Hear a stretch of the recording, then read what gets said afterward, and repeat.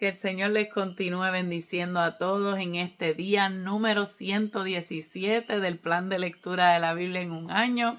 Te saluda tu hermana y tu amiga Alexandra y te invito a que busques tu Biblia en Primera de Crónicas capítulo 13, que hoy vamos a estar leyendo del capítulo 13 al capítulo 15, así que busca tu Biblia, tu libreta, tu lápiz, para que hagas tus apuntes, para que, mira, amado, nos gocemos y nos deleitemos en este tiempo que es para leer la palabra del Señor. Es un tiempo especial que hemos separado para Él.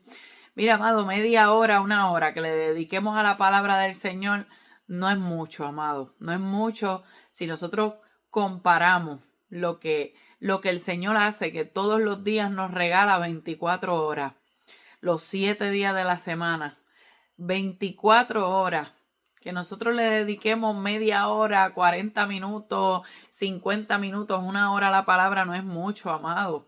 Es más, si fuéramos a sacar, ¿verdad? Vamos a ir más profundo. Si fuésemos a sacar el diezmo de nuestro día, el diezmo de 24 horas, ¿cuánto es? 2 horas y 40 minutos. Pero le estaremos dedicando eso al Señor, le estaremos dando aunque sea el diezmo de nuestro día, no solamente leyendo la palabra, nuestra vida de oración, nuestro tiempo de oración, nuestro tiempo de meditar en la palabra, de escuchar alabanzas, de adorar al Señor, el tiempo de Dios, porque quizás no todos los días vas a la iglesia, pero continuamente, todos los días tenemos que tener un tiempo para dedicárselo al Señor. Así que si de esas 2 horas y 40 minutos que dijéramos, bueno, yo le quiero dar el diezmo a Dios de mi día, si fuésemos entonces a mirar el tiempo que le dedicamos a la palabra, pues mira, amado, no es mucho, no es mucho. Así que hagámoslos con gozo, hagámoslos con alegría, hagámoslos, ¿verdad? Con completo enfoque, ¿verdad? Y este tiempo que es para Él, pues vamos a gozarnos y vamos a hacerlo, ¿verdad? De todo corazón,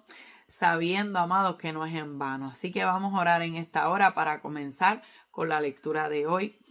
Amado Dios y Padre Celestial, te damos gracias, Dios mío, por este día, Señor. Gracias, Padre, porque es un gozo, Señor, cuando llega el tiempo, Señor, de leer tu palabra, Dios.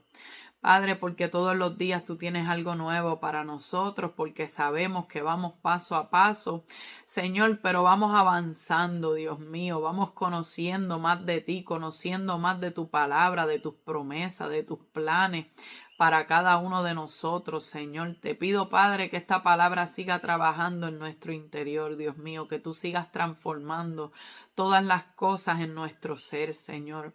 Padre, que seas tú, Dios mío, Padre, obrando de manera poderosa en los hogares, en las familias, en los matrimonios, Señor, que esta palabra, Dios mío, siga trayendo vida, Dios mío, y restauración a la vida. Padre, y que tú nos ayudes, Señor, a poner esta palabra por obra, Señor, que podamos vivirla, Dios, y ver, Dios mío, tus propósitos cumplirse en nuestra vida, Padre. Eso es todo lo que te pedimos, Señor, que cada día podamos poner esta palabra por obra, Señor, y podamos parecernos más a ti. Ayúdanos, Señor. Ayúdanos, Espíritu Santo, en el nombre poderoso de Jesús.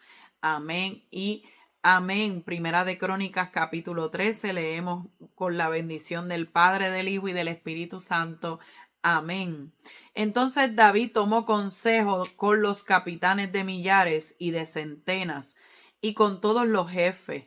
Y dijo David a toda la asamblea de Israel: si os parece bien, y si es la voluntad de Jehová nuestro Dios, enviaremos a todas partes por nuestros hermanos que han quedado en todas las tierras de Israel, y por los sacerdotes y levitas que están con ellos en sus ciudades y ejidos, para que se reúnan con nosotros y traigamos el arca de nuestro Dios a nosotros, porque desde el tiempo de Saúl no hemos hecho caso de ella. Y dijo toda la asamblea que se hiciese así, porque la cosa parecía bien a todo el pueblo. Entonces David reunió a todo Israel desde Sior de Egipto hasta la entrada de Hamat, para que trajesen el arca de Dios de Kiriat Jearim.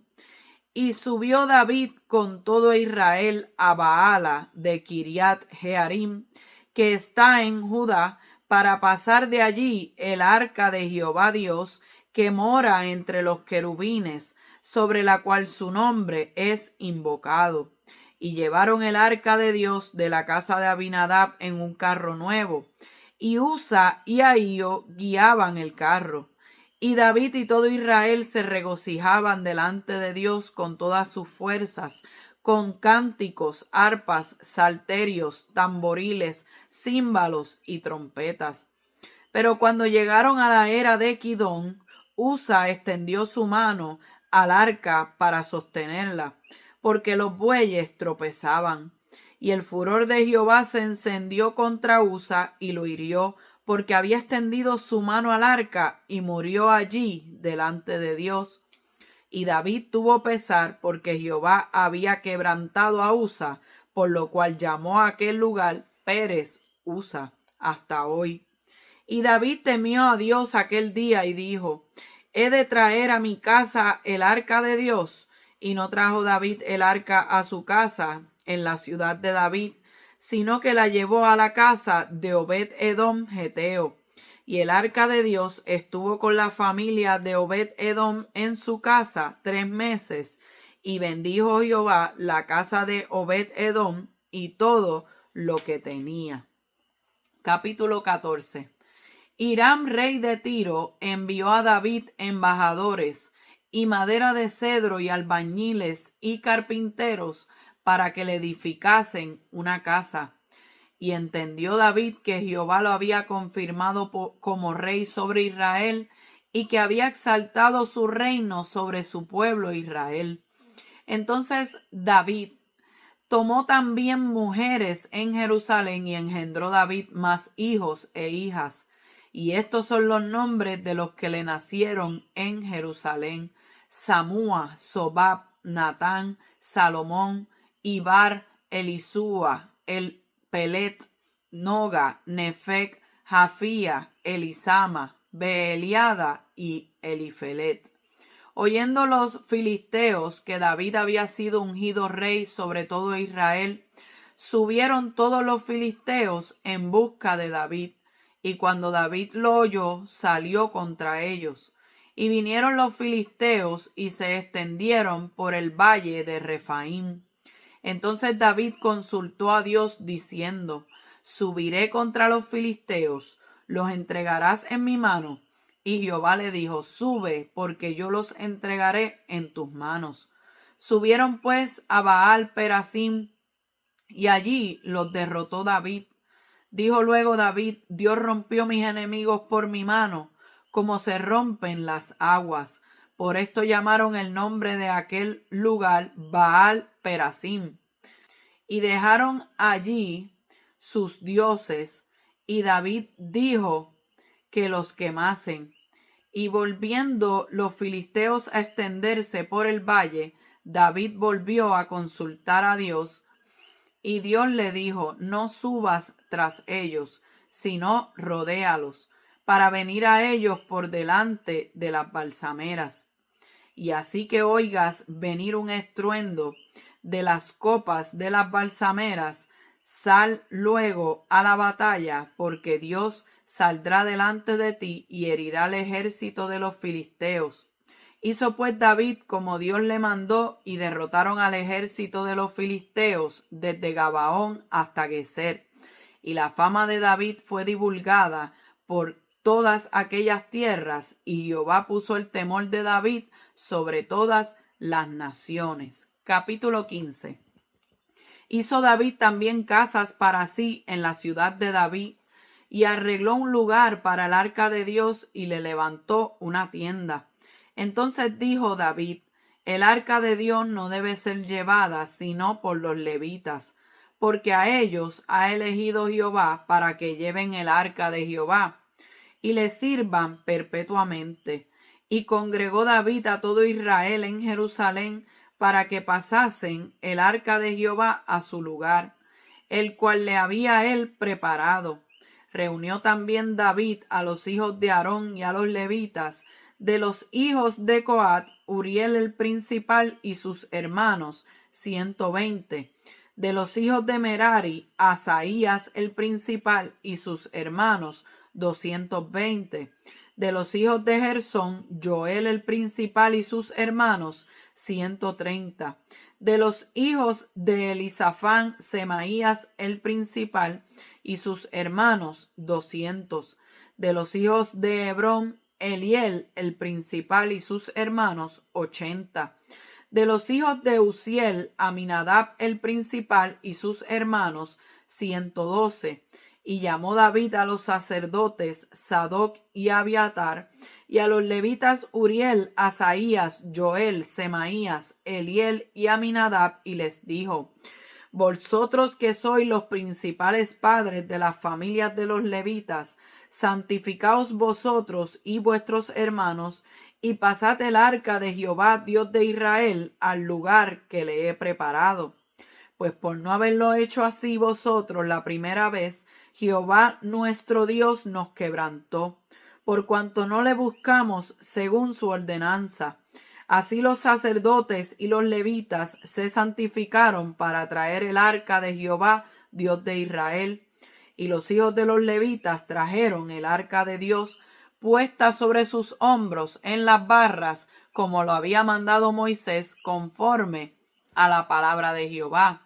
Asimismo dijo David a los principales de los levitas que designasen de sus hermanos a cantores con instrumentos de música, con salterios y arpas y címbalos, que resonasen y alzasen la voz con alegría.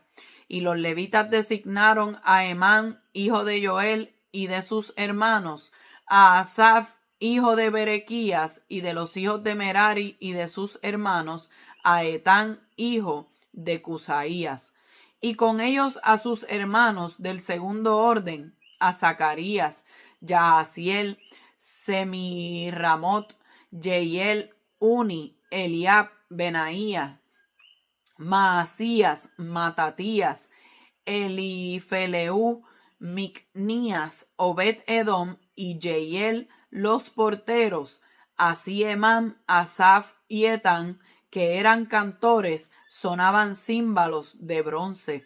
Y Zacarías, Asiel, Semiramot, Jeiel, Uni, Eliab, Maasías y Benaía, con salterios sobre Alamot.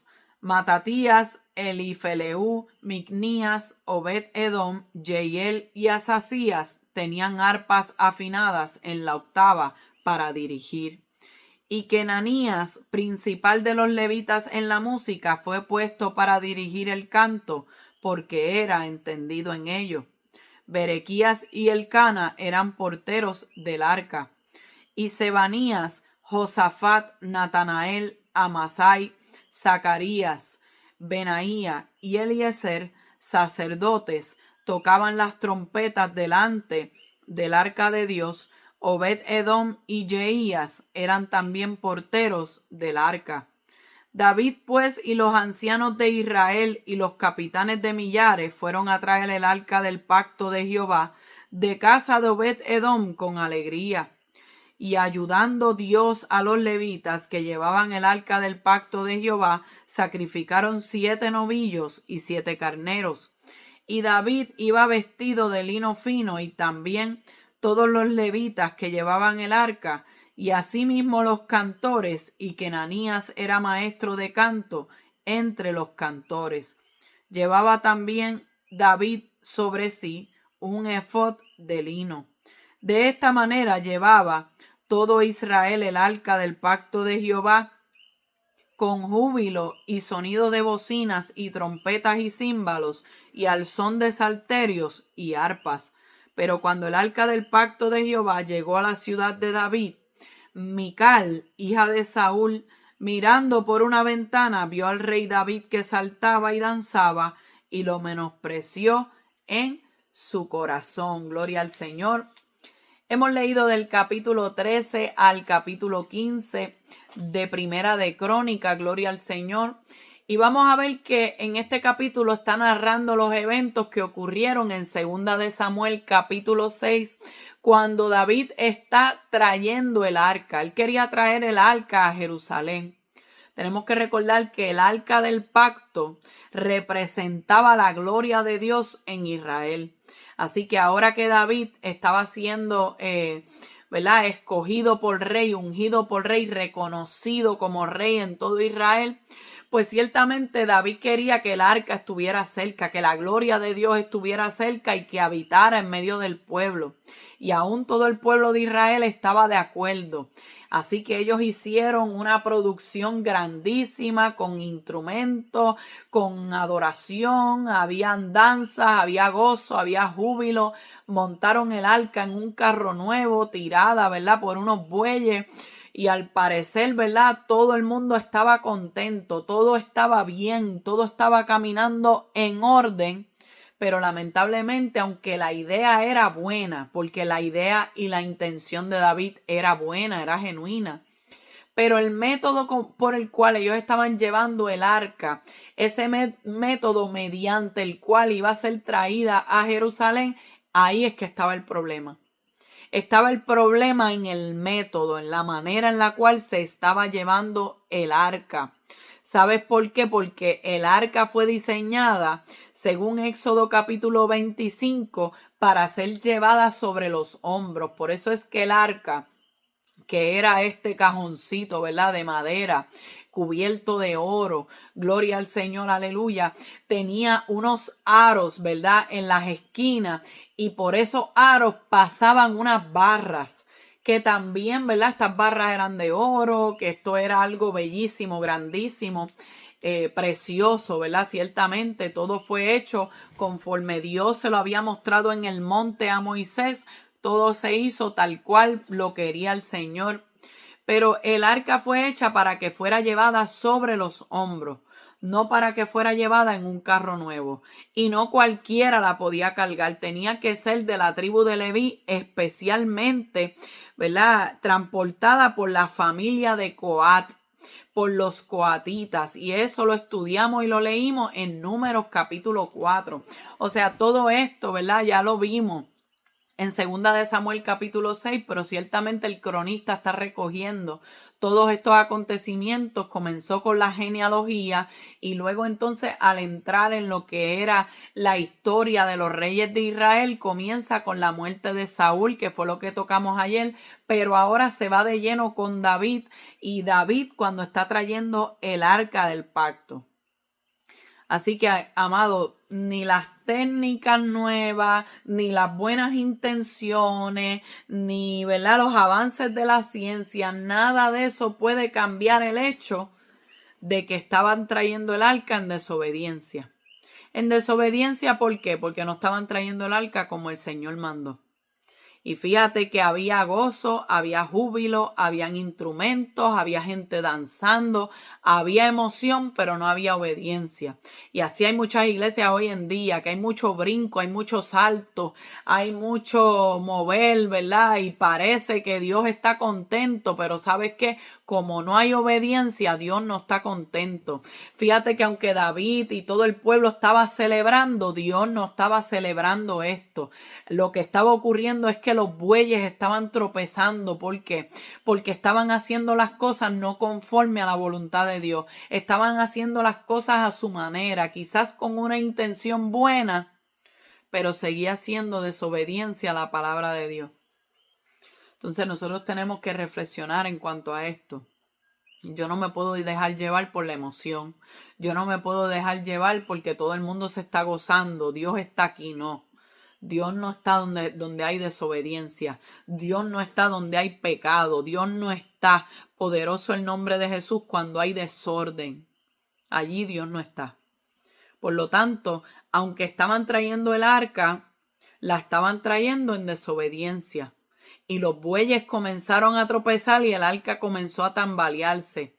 Hasta que en un momento dado el arca al parecer se iba a caer y pone su mano, la toca para sostenerla. Y eso provocó que cayera muerto allí. Se encendió el furor del Señor. Pero ¿por qué si Usa quería proteger el arca? Usa no quería que el arca se cayera, pero ¿sabes qué? Estaban en desobediencia. Y cuando nosotros estamos en desobediencia a la palabra del Señor, nosotros le estamos abriendo una puerta al enemigo, ¿verdad? Para que entre, para que destruya, para que haga daño. Pero también abrimos una puerta para que el favor de Dios se vaya, para que la ira de Dios esté sobre nosotros. Porque dice que fue el furor de Jehová. Fíjate que no dice que fue el enemigo el que hizo esto, ¿verdad? Eso se lo estoy trayendo como ejemplo, porque ciertamente la desobediencia a la palabra del Señor es rebeldía contra Dios. Entonces, donde hay rebeldía contra Dios, ¿quién usted cree que gana? El que gana ventaja es Satanás, que el Señor lo reprenda. Por lo tanto, ¿verdad? En este caso, el Señor es el que se enoja, el que el furor de Jehová hizo, ¿verdad? Que Usa cayera allí muerto y todo el pueblo temió. Y aún David dijo, wow, yo no puedo traer el arca así. Y llevan el arca a la casa de Obed-Edom. Y estuvo 3 meses en la casa de Obed-Edom y Dios bendijo su casa, Dios bendijo todo lo que tenía, porque llegó a un lugar correcto donde honraban la presencia de Dios. Fíjate que estuvo muchos años en la casa de Abinadab y que pasó nada. Sin embargo, 3 meses estuvo en la casa de Obed-Edom y ocurrieron cosas preciosas. Amén.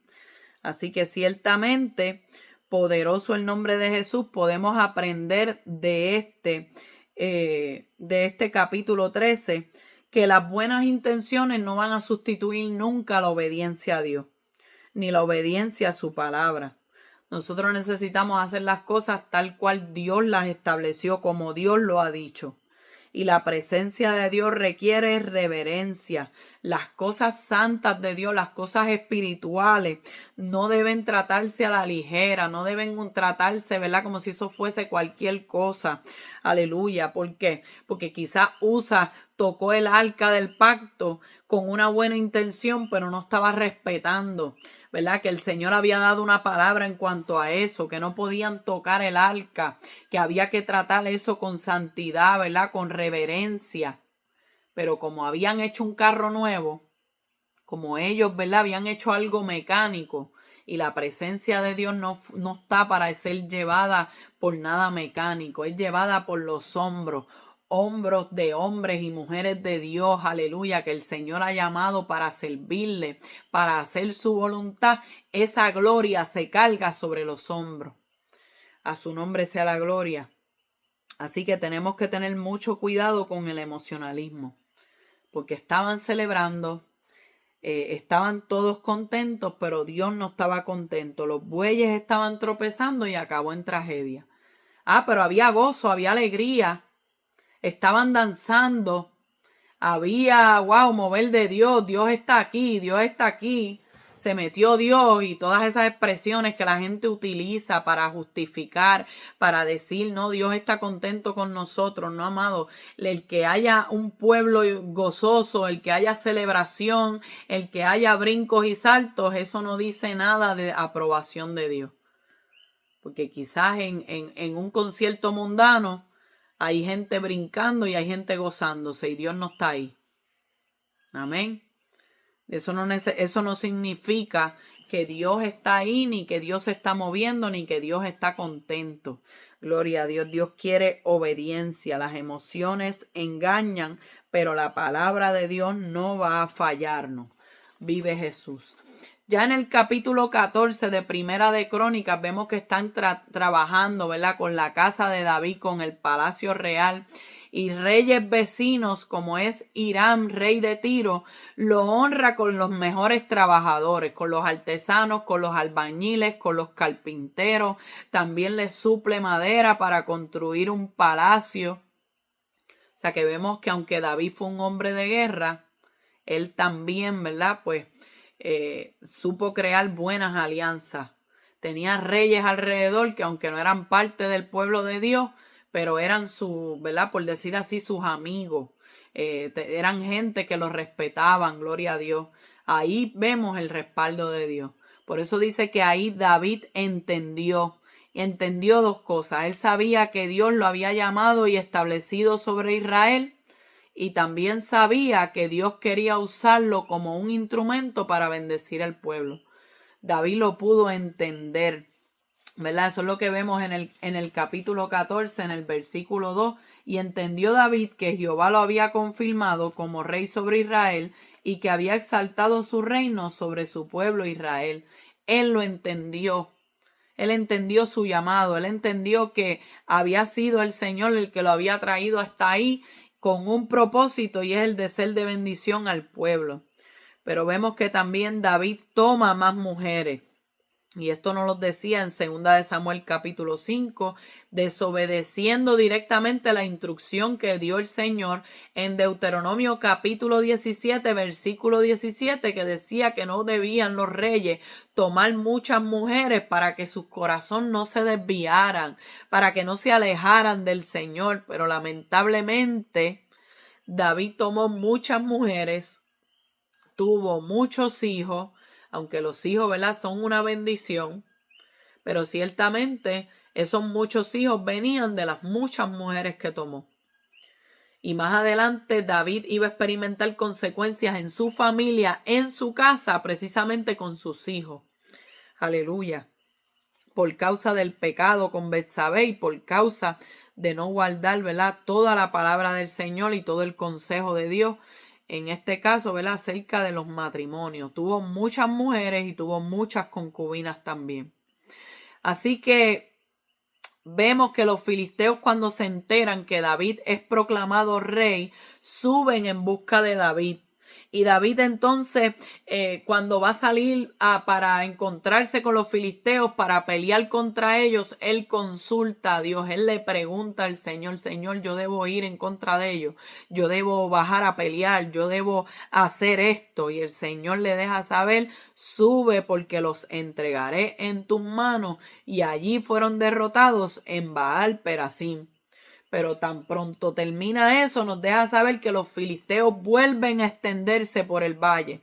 Y David vuelve entonces a buscar a Dios. O sea, David no dijo: bueno, yo voy a hacer lo mismo, Dios los va a entregar en mis manos de nuevo, o yo voy a usar la misma estrategia que siempre me ha funcionado. No, David consultó nuevamente al Señor y las instrucciones de Dios fueron diferentes. El Señor le dijo: no subas, rodéalos. El Señor le estaba diciendo: rodéalos. Vive Jesús, aleluya, dejándole saber: rodéalos. No vas a hacerlo como lo has hecho otras veces, no lo vas a hacer como quizás siempre te ha funcionado. Aquí tú vas a hacer las cosas a mi manera. Así que Dios le da la estrategia y David vuelve a tener victoria. Pero la victoria estuvo siempre, no en el mega ejército que tenía David, no en la multitud de sus caballos ni de sus armas. La victoria estaba en la obediencia, la victoria estaba en buscar siempre la dirección de Dios, la confirmación de Dios, la aprobación de Dios antes de tomar decisiones.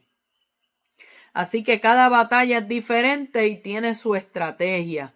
Por eso siempre hay que buscar dirección. Yo no puedo pensar que ya yo sé la manera de hacer las cosas, porque le estoy diciendo: Señor, ya yo sé cómo estar en victoria, ya yo sé cómo lograrlo, no te necesito, Señor, para nada.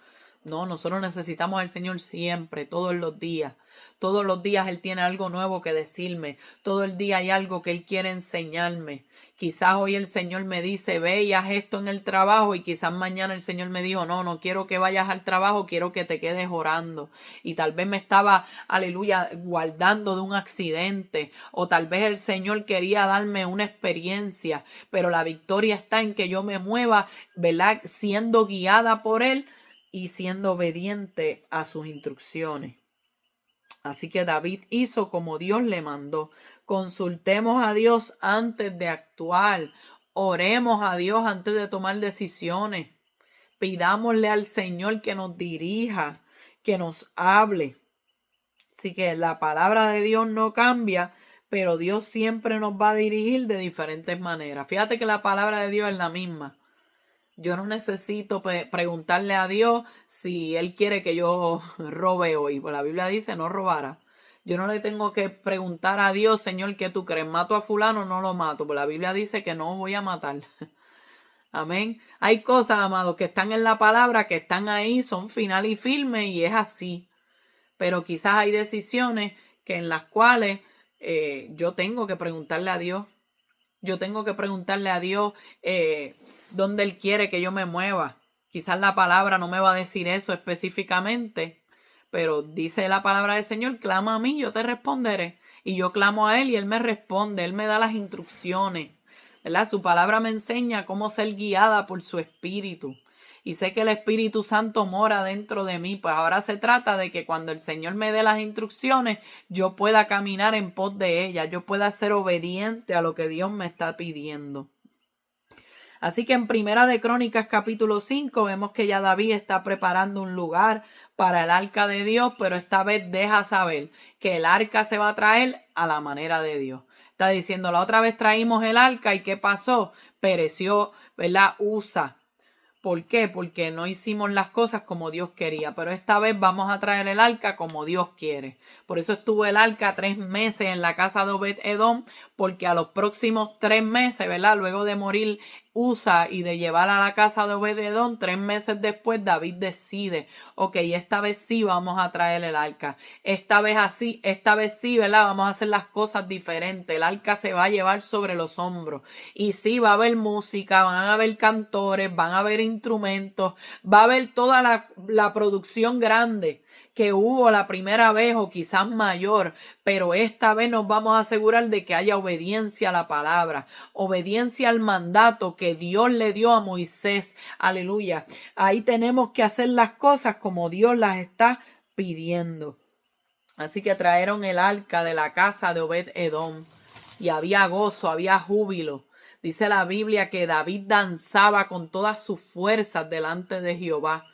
Él se puso, ¿verdad?, un efod de lino. Él estaba vestido como los levitas.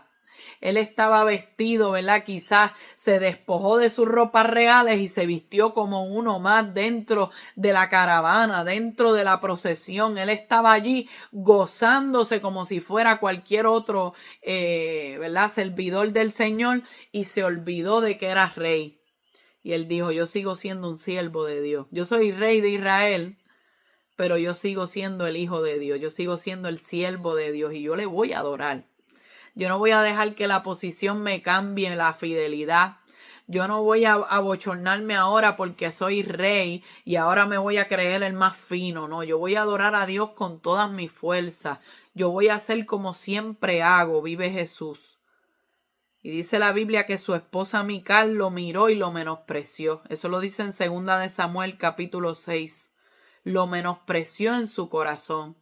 Y fíjense que en 2 de Samuel capítulo 6, en el versículo 23, ella le habla a David de una manera, ¿verdad?, con desprecio, ¿verdad?, de una manera despectiva y de una manera irrespetuosa. Y le dice, cuán honrado ha quedado el rey hoy de Israel, descubriéndose hoy delante de las criadas de sus siervos como se descubre sin decoro un cualquiera. Ella estaba diciendo, oye, tú parecías un mundano, parecías un cualquiera, parecía que no parecías el rey de Israel, ¿verdad? Ella estaba en otra manera, ¿verdad? Siendo